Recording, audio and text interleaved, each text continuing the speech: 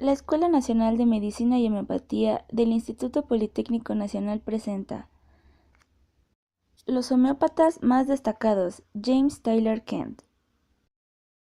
James Taylor Kent nació en el estado de Nueva York, en la localidad de Woodhull, el 31 de marzo de 1849. Se graduó en la Universidad Franklin de Pittsburgh y posteriormente continuó sus estudios en la academia de su ciudad natal. Su educación superior prosiguió en la Universidad de Madison en Hamilton, en donde obtuvo una licenciatura en filosofía a la edad de 19 años. Después asistió a la Universidad Médica de Bellevue, en donde obtuvo una maestría en el año de 1870, pero sus verdaderos estudios médicos concluyeron en el Instituto de Medicina Ecléctica en Cincinnati, Ohio. Esta escuela le enseñó todas las ramas de medicina que existían en Europa: anatomía, histología, fisiología, anatomía patológica y luego las diferentes clínicas. Pero el plan de estudios de terapéutica era mucho más amplio que el de Europa. Era alopático.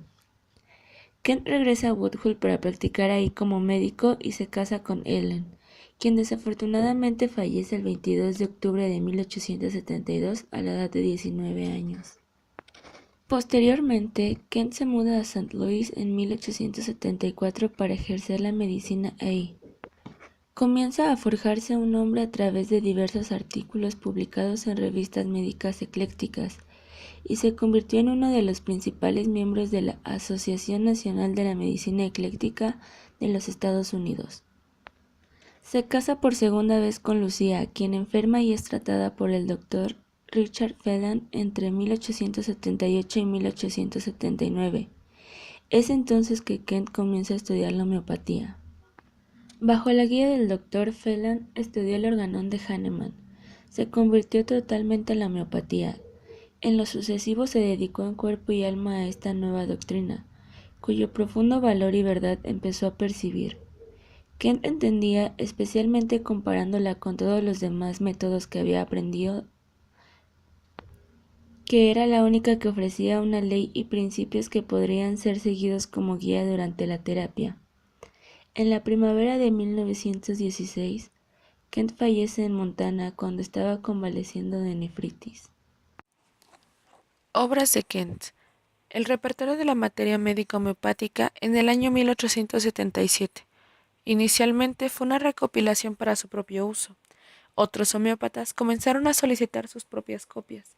El repertorio de Kent es un diccionario sintomático de las sensaciones y signos que los medicamentos producían en individuos saludables, dependiendo de la idiosincrasia de cada uno y al momento del día en el que estos se desarrollaron. 2. Lo que un doctor necesita saber para obtener una receta exitosa. En el año 1900. Conferencias sobre filosofía homeopática en el mismo año. Conferencias sobre la materia médica homeopática en el año 1904. Extraído de sus conferencias sobre los remedios de Herring's Wilding Symposium de la materia médica.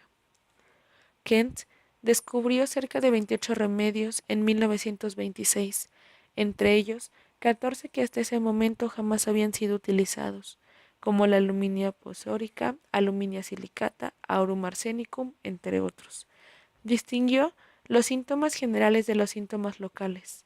Dio mucha importancia a los padecimientos psíquicos, de ahí siguieron los signos físicos generales y por último los padecimientos y características locales. Kent descubrió dos métodos de repertorización, el científico y el artístico. En su libro de filosofía homeopática, Kent hace referencia a los tratamientos homeopáticos y las observaciones que debe tener cada uno de ellos. En la primera observación, en un caso incurable, no se deben dar dosis más altas que la de 30 a 200. En segunda observación, después de una persistente agravación va a existir una lenta mejoría. Tercera observación. Después de administrar un remedio homeopático, es la agravación rápida, corta y fuerte, seguida de una rápida mejoría del enfermo. Siempre que nos encontramos con una agravación, observaremos que la mejoría del enfermo será muy duradera. Cuarta observación. Una vez que se administra el remedio y no se presenta ninguna agravación, en estos casos no existe una enfermedad crónica. Quinta observación. Es la mejoría. En este caso viene primero y la agravación sigue después. Eso quiere decir que el remedio solo es superficial o paliativo. Sexta observación. El alivio es demasiado corto de los síntomas. La mejoría no dura porque existe alguna condición que interfiere con la acción del remedio. La séptima observación. Cuando se ve una mejoría total de los síntomas, pero sin un particular alivio del enfermo. En estos casos, existen algunos trastornos dentro de los órganos que impiden que la mejoría vaya más allá de ciertos límites. Octava observación. Algunos enfermos comprueban o reexperimentan los remedios. Estos tienen una idiosincrasia muy sensible y son excelentes experimentadores. Novena observación. Los experimentadores sanos resultan siempre beneficiados por las experimentaciones. Décima observación. Si después de administrar un remedio se presenta un gran número de síntomas nuevos, esto demostrará generalmente que la prescripción no fue acertada. Undécima observación. Cuando los viejos síntomas se van y vuelven, sin que cambiemos la medicina, indica que se debe dejar actuar a esta. Duodécima observación. Algunas veces observamos que los síntomas toman una dirección equivocada, dándonos cuenta que no siguen el principio de Hering, que va del centro hacia la periferia. Las recomendaciones para la segunda prescripción. En algunas circunstancias hay que esperar, repetir el remedio, aumentar la dinamización, antidotar o cambiar el medicamento, dependiendo a cada caso.